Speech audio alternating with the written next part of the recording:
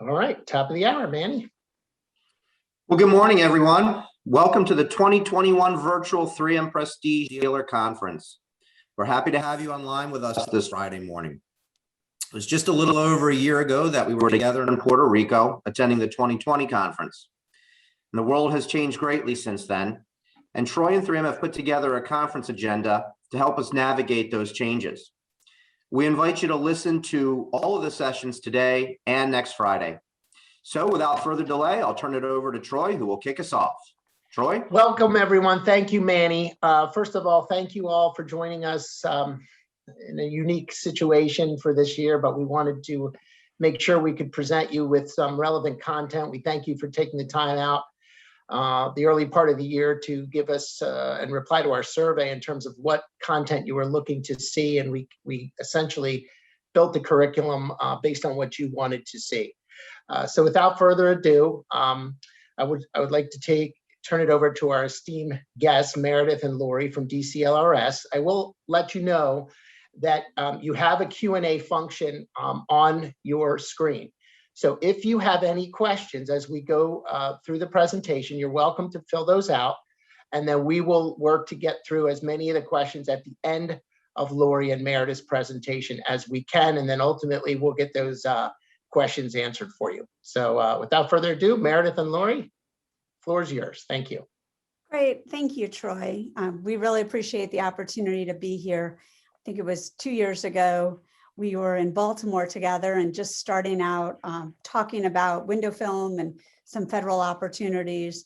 But we are in a different world. Obviously, we're doing this conference virtually, but we are also in a different world in terms of the policy climate and the political climate, with a renewed focus on climate change and energy efficiency that could provide some opportunities for all of us in the area of selling additional window film.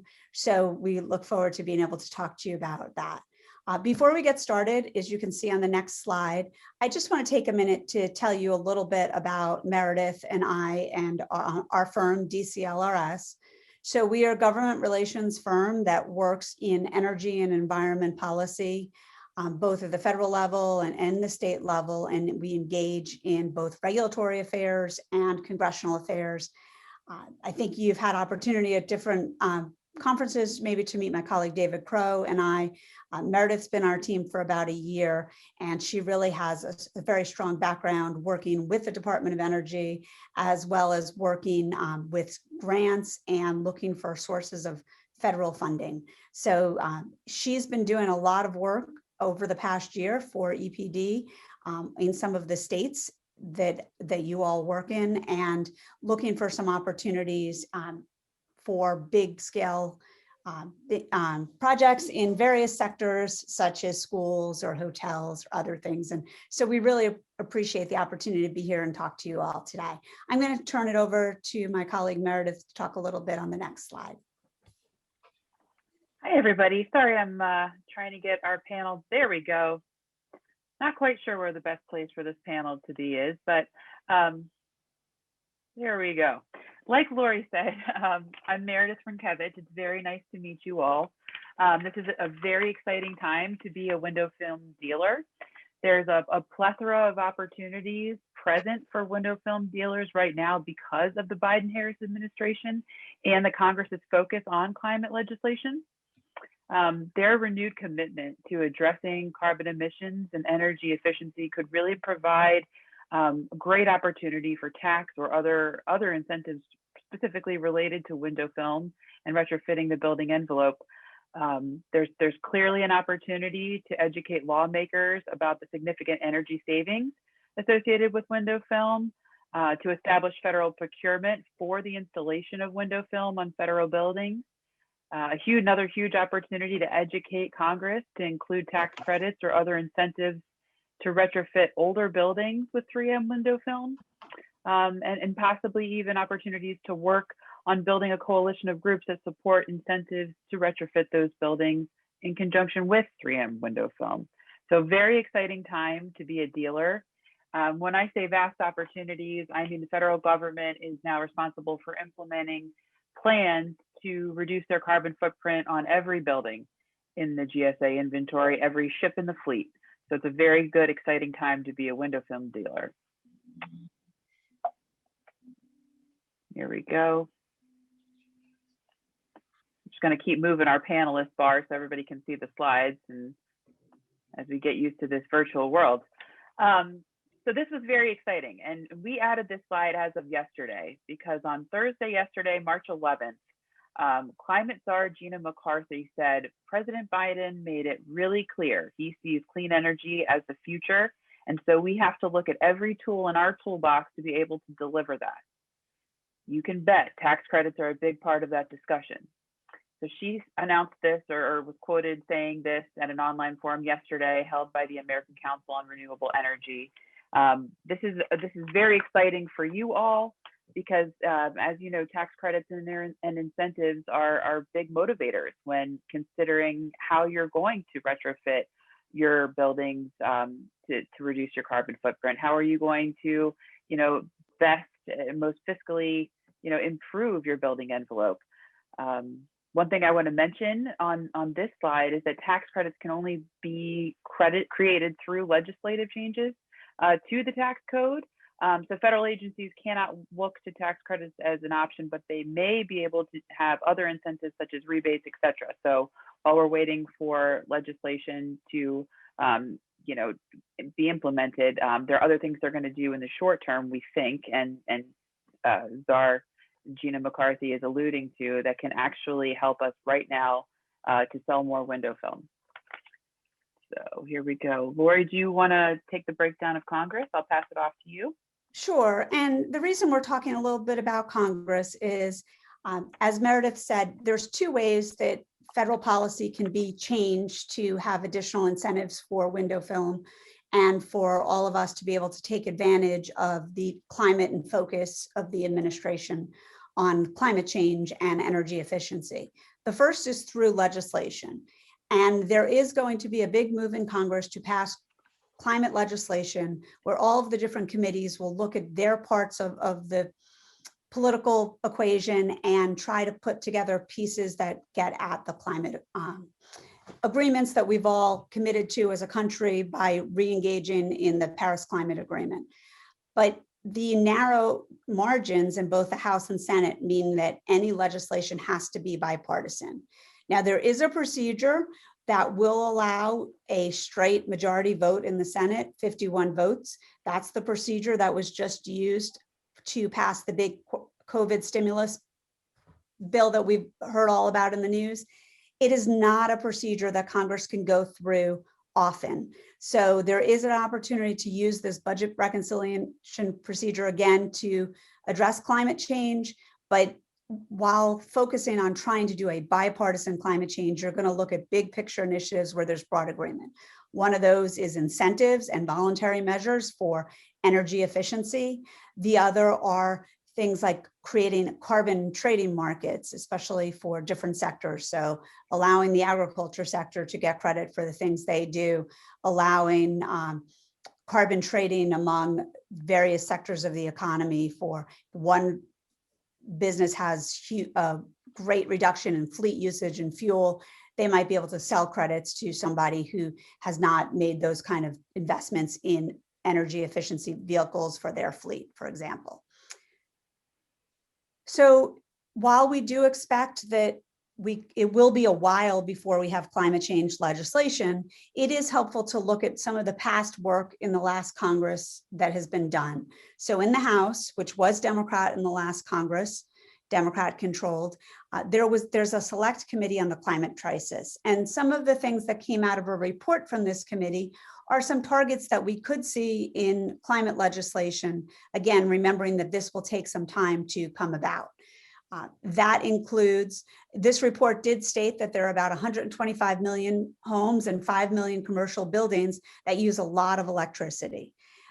And that residential and commercial buildings are responsible for about 3/4 of US electricity sales and 2/5 of US energy use.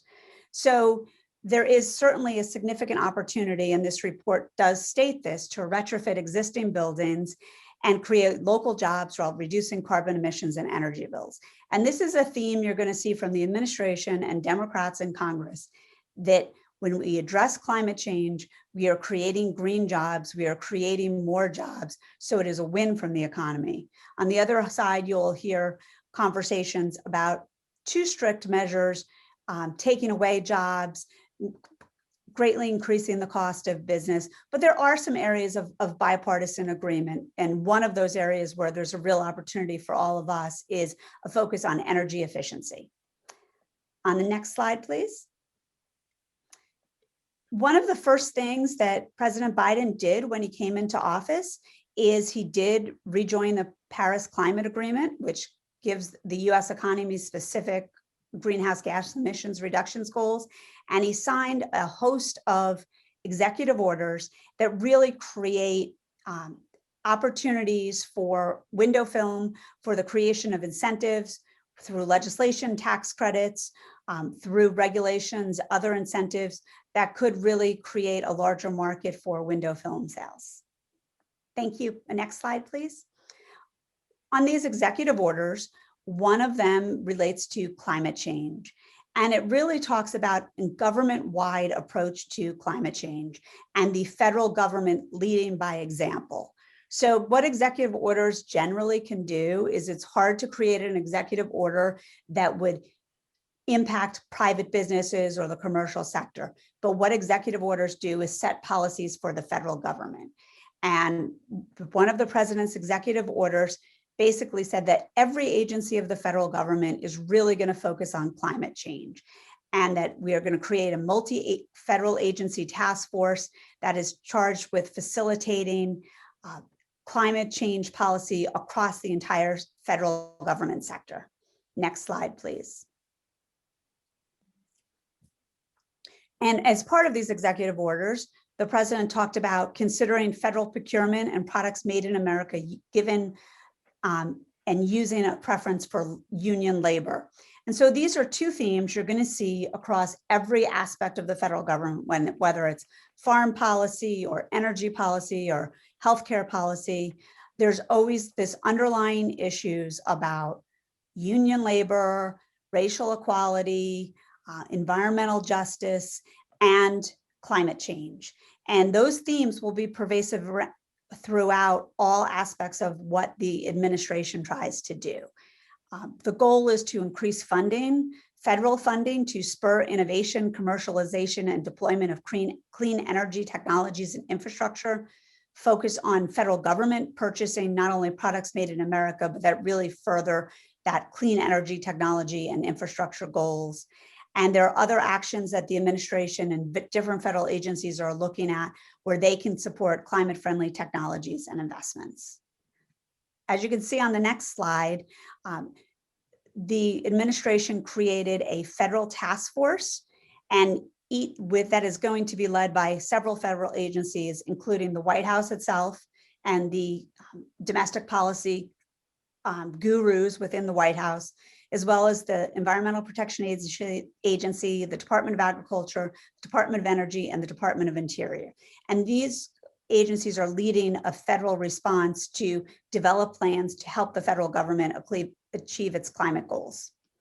Next slide, please. Now I'm going to turn back to Meredith to talk a little bit about the Climate 21 project. Thank you, Lori. So as Lori just said, the action plan that puts the executive orders into play is called Climate 21. And a big component of that is, again, to reiterate what Lori said, each agency being tasked with developing specific plans to help achieve their climate goals. So Climate Czar Gina McCarthy, whose quote we heard at the beginning of this presentation, is an environmental health and air quality expert, and she's serving as the White House National Climate Advisor under Joe Biden, also has a history with the EPA. She served in that agency from 2013 to 2017. So she's a player right now that you're going to be hearing from a lot, and has made some very significant, encouraging statements that relates right to you, the dealers. She's the person that we're going to watch and follow, and will make the announcements as these exciting rebates and tax credits come to fruition. John Kerry, politician diplomat, is serving as the presidential envoy for climate. He previously was Secretary of State, again, from 13 to 17. But in November, President-elect Joe Biden tagged him to take a full-time position in the administration to serve as a special envoy for climate. And in that role, he will also be a principal on the National Security Council. So assuming that role in 2021 is going to be a great thing for climate legislation. On the bottom right here, we have Secretary Jennifer Granholm. She's the Secretary of Energy who was sworn in February, this February. She's the second woman to lead the Department of Energy. And she's going to help achieve President Biden's goal of net zero carbon emissions by 2050. She's committed to advancing clean edge technologies. She's going to create millions of good paying union jobs using clean energy, and really committed to building an equitable clean energy future. So Jennifer Granholm's an exciting person to have as a player in the climate energy vision right now. Okay. Lori, do you want to touch on the regulatory principles, a little bit on the energy efficiency standards? I'll pass it back to you. Sure. So as we started talking about, there is a real initiative across the entire federal government to look at energy efficiency as well as greenhouse gas reductions. And so some of the key tenets, and this is a very important one for us, is to leverage the procurement power of the federal government and to work with all of the federal agencies to incorporate buying products made in America, buying products that are clean, that focus on climate change, environmental justice, social justice, and also that include union labor jobs. We know that that's a little bit of a concern. We'll address that in a minute, but I'd like to touch on the other couple of things. So we obviously have clean energy technology. We have a really good story to tell about how federal buildings can be retrofitted to be more energy efficient. And there's also a social justice criteria as well. So if you think about schools, it's schools in poor neighborhoods that don't have as good heating and ventilation systems, that have older furnaces and air conditioning or lack of air conditioning. By making the building able to stay cooler in the summer and keep heat in with window film, that is in fact social justice. It is making the school environment better in those poorer neighborhoods with schools that don't really have the resources to install completely new windows or new HVAC systems. We can still help those schools achieve more comfortable, better climates and save on their energy and heating costs. Next slide, please. So again, every agency of the federal government, and I know we keep repeating this, but there's so much opportunity here because every agency of the federal government has to look at what they are doing in their sector. So that means any buildings that are run by that federal agency, any fleet vehicles, all of the activities of every single federal department will have to look at their own energy use, their own emissions, and figure out ways to sustain and reduce their energy use and be more efficient. Certainly, we provide a real opportunity for folks to improve federal buildings. Most of the federal buildings have been around for decades. They are not new. They are not built to LEED standards. What they are older buildings that could really benefit from the ability to be more efficient by the use of windows film.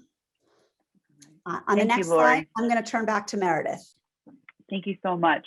So we've kind of discussed the broad, opportunities for window film within the federal government, but now I want to talk about specifically the dealers and what your specific unique strengths could be, and how this could serve as an advantage to you. So while we're discussing and considering federal and state procurement of window film, I want to just touch on specific strengths that you as an individual small business owner may have, and that could come into play for advantage in terms of qualifying for a special SBA, Small Business Administration designation.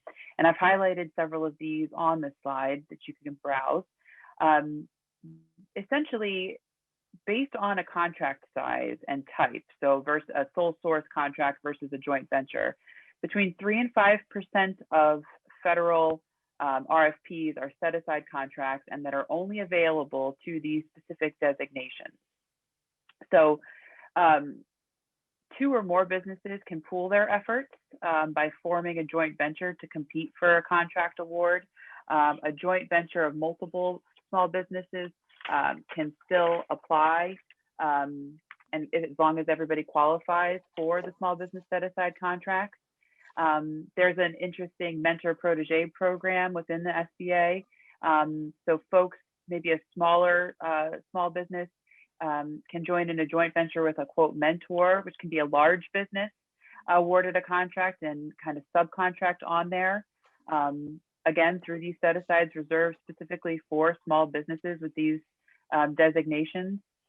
So just to touch on each of them quickly, a service-disabled, veteran-owned business, woman-owned business, a hub-zone-owned business, and a minority-owned business. All of these designations, if you fit into one of these categories, might be something worth investigating and getting yourself registered on the schedule, the GSA schedule or your state schedule, and seeing what could actually be sitting there ripe for the picking. It's a very interesting prospect, especially given the Climate 21 is going to insist that the federal government find ways to, lower their reduce their carbon footprint. And this would be a wonderful way for a small business window film dealer to capitalize on that opportunity. So just to kind of put a visual on what I just said, the executive branch, this image here outlines all of the agencies that are responsible for lowering their carbon footprint that fall into that Climate 21 initiative. And each of them are now going to be responsible for producing a climate crisis action plan to reduce their emissions, increase their energy efficiency, show steps how to do it. There's going to be climate funding, we saw 2 slides back, behind them to help them do it. And just to put a fine point on it and some interesting statistics, we're talking about the GSA owning and leasing over 376.9 million square feet of antiquated office space, 9,600 buildings and 2,200 communities. So we're not just talking office buildings, we're talking laboratories, ports of entry, post offices, data processing centers. Anything that has a federal stamp on it is up for grabs, and is now on the hook for reducing their footprint. So this all ties back into the greater Climate 21 focus of the administration. Again, each agency to implement their plan to reduce their carbon footprint. And just given the sheer volume of federal inventory, this opportunity is vast and wide and tremendously exciting. Okay. Lori, I'm going to hand the ball back to you and try and scoot us out of the way so everybody can see. Great, thank you, Meredith. So the Climate Crisis Action Plan that Meredith talked about really focuses on ways to find financial incentives and technical support to help local jurisdictions and individuals make buildings cleaner. So while the government's going to lead by example by requiring federal buildings and federal agencies to focus on their own emissions, each agency is also looking at ways to incentivize the private sector to look at commercial buildings, looking at landlords and others, and trying to incentivize them making energy efficient decisions. So this is really an opportunity that expands beyond selling to the federal government. And as we talked about, while leading with union labor is one of those tenets, we have so many strengths, as Meredith talked about. Most of our dealers are small businesses. There are ways to get around that focus on union labor because we fit in so many buckets. And so as the federal government looks to incentivize things in the private sector, that's going to be things like rebates for, product rebates and you've seen these things and incentives at the local and state level as well. So as the federal government leads by example, in some states, especially states along the East Coast or the West Coast, they're going to focus at the state level as well on these types of incentives. So you have a combination of looking at federal incentives for energy efficiency and improving building efficiency, as well as potentially state incentives. And I know Meredith can talk a little bit about some things we've seen in New York and other places when we do some Q&A. But there are going to be really these incentives and ultimately opportunities for some tax credits through legislation. And that's where there's some real meat on the bones. But even if you have incentives, if you look at the Energy Star program, other programs that could be kind of leveraged and tweaked in ways to focus on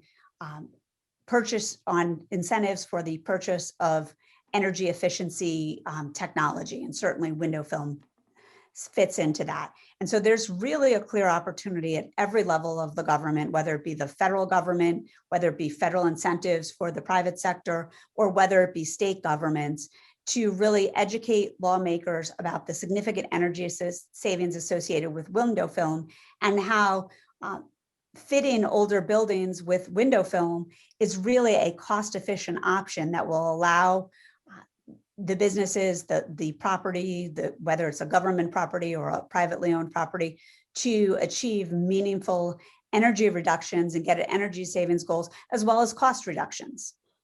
Next slide, please. One of the big components that we will really see as part of this, though, is the idea of metric-based incentives. So any kind of incentives that are come from the federal government, whether it be a rebate program or whether it be tax credits at some point when we have climate change legislation, will really focus on metrics, being able to measure and clearly show reduction in greenhouse gases or reduction in energy use. And so for government procurement opportunities, they're certainly going to want to see quantified energy savings. We need to be able to show how window film is specifically reducing energy usage at the granular level, at the level of the individual business. If you can go to the next slide, please. So luckily, 3M does give us their eFilm energy analysis simulation. It does show projected potential energy savings, energy reduction during peak times. All of these factors are going to be important because, again, any incentives that could evolve through the federal regulatory system, through state governments, or ultimately through climate change legislation will focus on what is the measurable reduction. So luckily we have tools like this that can really show energy savings and cost reductions, which are really important for the individual business or commercial building. The cost reduction piece is always a big factor. But as we look at these incentives for energy efficiency, for greenhouse gas reductions, all of that piece and that metric will become equally as important to the cost savings. Next slide, please.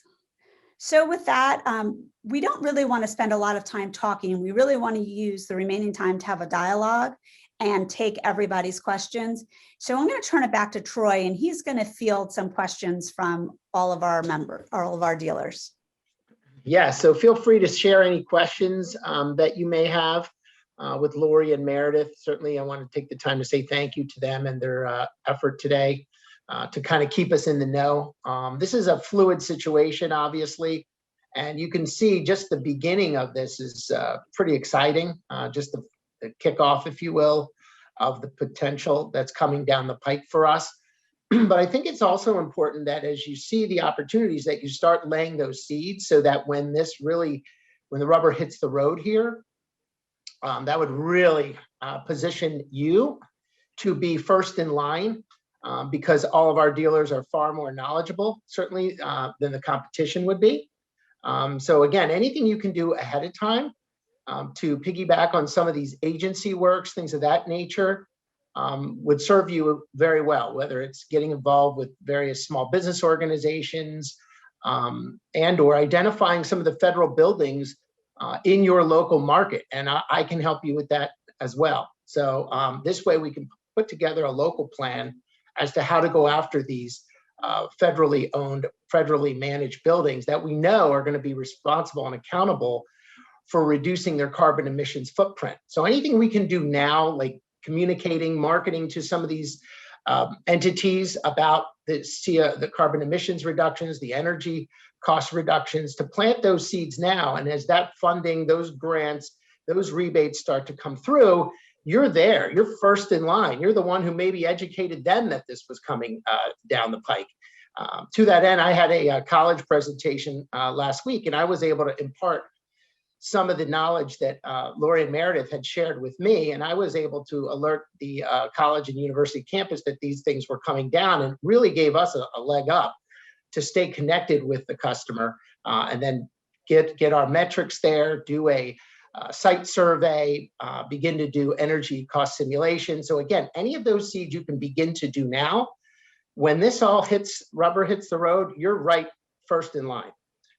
Meredith, we do have, or Lori and Meredith, we have a question. Let me get that to you. Maybe we already answered it.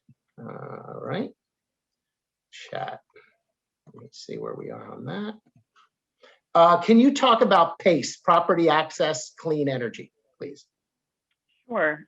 So I'm not completely well-versed on the subject, but from what I understand, a property is assessed through a PACE, a clean energy model, and financed given for energy efficiency and renewable energy improvements to private properties or commercial properties. And I think the way I understand it is it's a voluntary program that kind of makes sense if you are a kind of a high-end homeowner or commercial property. You can actually secure, I think, some funding to make these adjustments and assessments. I think it can lower, it can be paid in addition to tax bills when you're actually, making your monthly mortgage payments and things, I'm pretty sure. So I think it's a well-designed program. I think it can absolutely benefit a certain subset of homeowners who are eligible, who are looking to lower their costs due to energy consumption. But I'm not as well versed in the program as some. So hopefully that gives you just a little bit of a flavor of what it is, an overview. But that's kind of where my expertise is going to stop on that question. Lori, do you have anything to add about the PACE program? I don't, but we can certainly follow up with some additional information. The other thing is, while we wait to see if another question comes in, I just want to piggyback a little bit on something Troy said. So there are, as we talked about, a lot of incentives for selling our products to the federal government and to government buildings. As Meredith talked about, there are lots of federal buildings across the country, whether it's a local IRS agency or a local Social Security Administration building or a post office or a courthouse. So there are opportunities. There's also local small business administration offices throughout the country. So if you are not selling to the federal government currently, you don't know how to kind of access and get involved, we can send some links through Troy that he can follow up with that will show, where you might be able to reach out to your local small business administration office and see how you can kind of get engaged and learn more about selling to the federal government. Because as Meredith said, most of our dealers all qualify as small businesses, and there are specific set-asides for small businesses. There's also all those other set-asides she talked about, whether they're minority-owned businesses or service disabled veterans businesses. So we can share through Troy to all of you some links, just a little bit more background on how to sell the federal government. It's not an easy process, but once you're in the system, there will be a lot of opportunities. Yeah, I think that's an awesome offer. And Lori, I just wanted to piggyback on that, and particularly in the New York City market, where Troy and I have done, a lot of work over the years, and he's been tremendously successful at penetrating those different avenues. There are actually, in addition to SBA programs, there are like city level programs that kind of tailor towards, similar benefit, and especially as window film dealers.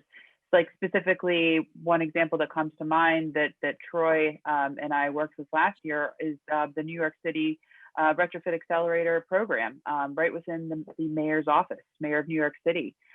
He's committed to helping these, massive commercial, building owners lower their footprint. Number one, because of the Green New Deal has said, if you don't do X, Y, and Z by this date, you will incur penalties, right, for not having your carbon footprint within the appropriate or now designated realm.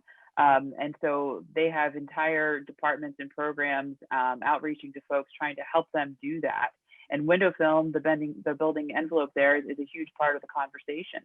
I think New York City is such a tremendous target and opportunity because obviously it's incredibly dense with not only residential and governmental municipal buildings, but commercial.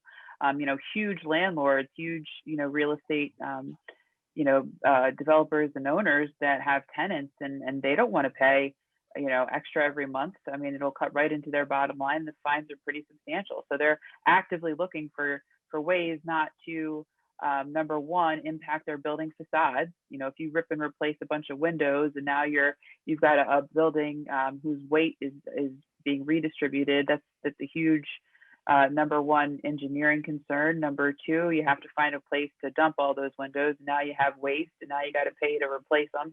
Whereas window film, I mean, I can't imagine, you guys can imagine what that can do to significantly reduce the efforts to lower their energy output. So New York City is a huge opportunity. The Retrofit Accelerator program is just one of the programs, one of the opportunities up there. But I just wanted to touch on New York City as being really a hotbed with legislation in place and programs in place to help, commercial and residential folks. So if you're in that market, that'd be in that area territory, that would be something to look into. And again, like Lori said, we're happy to send some links accordingly.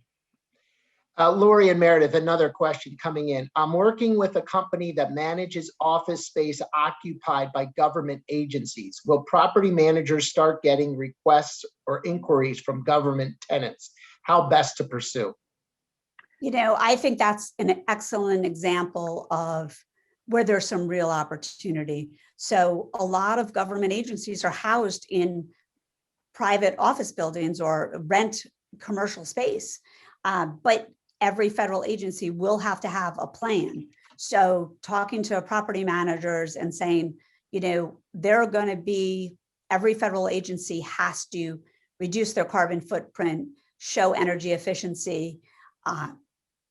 We would love to have that conversation with you on how we can help you make the building more efficient by using window film. It's a cost-effective way to do it. I do think you're going to start getting these types of inquiries. It will take a little bit of time because we have the president's executive orders that got signed on January 20th. These task forces where the government agencies are supposed to put together their plans. So that's across an entire agency. And if you think of a Department of Defense, for example, how many military bases are owned, how many different properties are under the Department of Defense in every state and across the world, really, that it's going to take time for them to put together a plan. But ultimately, that plan will show things like targets in energy efficiency, making all of their properties more energy efficient. It will also look at the fleet and making sure that their fleet is most energy efficient. It'll be a combination of a ton of factors, but we certainly have the opportunity to play a huge role in retrofitting older buildings, and most federal buildings are older, or they're rented, as you said, in these commercial spaces. And working with the landlord is a perfect way for agencies to achieve some meaningful reductions. Right, and I tag you on to that, Lori. I think that the government is trying to lead by example right now, and that as legislation comes in, like the Green New Deal did in New York City, and industry is on the hook for reducing their own footprint. I think that's just going to trickle down. And a perfect example, you have a government tenant in a commercial building. They're responsible for reducing their carbon footprint. They're leading by example. It benefits them when the industry does it, and it kind of is two hands shaking each other. So leading by example, but I feel like, the Green New Deal and legislation like that's only going to trickle down to the rest of the country. But again, as Lori said, take time. Well, to that end, Meredith, the piggybacking on your last statement, the question is, do you think that the carbon emissions reduction focus that New York presently has will spread throughout the country? And also, what kind of penalties does New York employ? Sure. So I'll talk about the spread, and then Meredith can talk a little bit more about the specific New York opportunities. I certainly think that you will see more and more communities going this way. And I think one of the things that I know EPD really values is looking for these types of opportunities for all of our dealers. And so EPD is keep a close eye out on kind of these big mandates like opportunities in New York and other places. But there's also things that you may not even know just in your local community. You know, does a county have an energy incentive? For example, I mean, my power company in Virginia has an incentive that they will replace all the houses, all the light bulbs in your house with LED light bulbs for free. So there are things that out there that we may fit in under the guise of energy efficiency, that taking a little bit of time just to look at your county where you're headquartered, and if they have any incentives, it's probably a 20-minute internet search. You might find some things, and certainly EPD is continuing to look for those opportunities as well. But even at the granular county level, there may be incentives. And I certainly think the types of things that you're seeing in New York are going to spread in other cases, especially in states that tend to politically be more in line with the administration. Obviously, New York is a Democratic state, and we certainly don't want to get into a political debate about red states versus blue states. But there are the more liberal states tend to be focused on these issues a little bit more than others. But ultimately, I think it is something that everyone is focusing on. And the real advantage we have is not only the ability to participate and show real energy efficiency, we also have a market advantage in that we can really talk to the building and property managers, whether it be federal government, state, local, or county government, or private commercial buildings, and show that not only are you achieving energy efficiency, that actually could mean dollars and savings in your pocket as a business owner. Well I think, said. Troy, we probably have time for about one or two more questions, correct? Yeah, that's fine. Sounds good. Okay. I can touch just to answer the second part of Troy's question on the actual penalties. New York City's Green New Deal was a real ambitious piece of law. Their goal is to reduce carbon emissions by 80% by 2050. So right now, buildings over 25 square feet are faced with being fined with $268 per metric ton of carbon over the limit right now, if they can't lower their energy, or I'm sorry, their carbon footprint for their building. I mean, that's huge. The Urban Green Council, I mean, they're a phenomenal resource. Number one, if you're curious about getting more into the New York City market, or you're already there, they're a fantastic resource. But like Lori said, it really does trickle down to dollars and cents. So it's not just, I want to help the environment. The administration thinks this is a good thing. It's good for the planet. Yeah, it's good for your bottom line, because they're going to pay through the nose if they can't figure out how to do this, in the not too distant future. So I just wanted to throw in those couple things. Thank you, Meredith. Lori, on Meredith, next question. Will utility companies be more incentivized for reducing energy consumption? I think absolutely. And we're starting to see that. Like I mentioned, the state of Virginia, Dominion Energy, which is my power company, will replace your light bulbs. And the more we can educate folks across the board, across all of the states in our territory about the benefits of window film, the more opportunities there are for these incentives. But I certainly think that at the utility company level, they want to promote energy efficiency. It is going to be the big utility companies, when we have a carbon trading market set up, that are really going to participate. And the more utilities can reduce their footprint, the more opportunities they may have, credits that they could sell to other utilities that aren't as efficient. So there is going to definitely be, over time, and none of this is going to happen overnight, but certainly over time, more and more incentives, because I do think one of the more bipartisan focus on climate and energy efficiency is the ability for carbon trading markets to use market forces to incentivize where businesses, if they get credits and they are really efficient, can sell those credits to businesses that are not. And then energy efficiency also becomes a commodity, a tradable commodity that's important for businesses like the larger utility companies, like large commercial landlords that own massive amounts of property across various states and jurisdictions. Thank you. And I just want to add that, every state government, so every state that our dealers are in has a director of energy and sustainability. That's an actual job title with a person who's responsible and accountable for that. Okay. I know because that's the research I've done, and I've met with some of these folks. But now, with more of a push behind us to kind of put forward this effort, I'm excited about the potential now. So to re-engage or to initiate those conversations with the director of energy of your states, as well as your city government. So let's look at our major cities. Like we start with New York, because New York is clearly a huge user or a huge dispenser of carbon emissions, right? So they have a massive problem. But as we've discussed, that's going to permeate every other major city in the country. So if we could start to have those conversations now with major cities, call it, Philadelphia, Boston, Charlotte, Columbus, Cincinnati, you can go throughout our territory.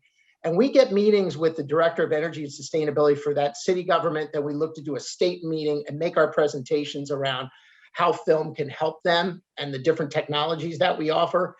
That's going to be an opportunity for them to connect with us and use that for their own political gain. So that's the opportunity in front of us. We're very excited about it, and we're excited that you wanted to learn about that today. So with that, I want to say thank you very much to Lori Flanagan. Thank you very much to Meredith Renkowitz for their time and their presentation. And if any other questions come down the road, we're connected with these folks, so we can try and get those answers for you as these opportunities come up. So again, thank you, Meredith, and thank you, Lori. Thank you, It's our Troy. pleasure. And I just want to let everyone know how much we really appreciate the opportunity to talk to all of you. Sorry we can't see all your faces in person, maybe one day soon. But we will also follow up with some of that information that we talked about with the Small Business Administration, others, so that Troy can get it out to all of our dealers pretty quickly. Thanks again. Have a great day.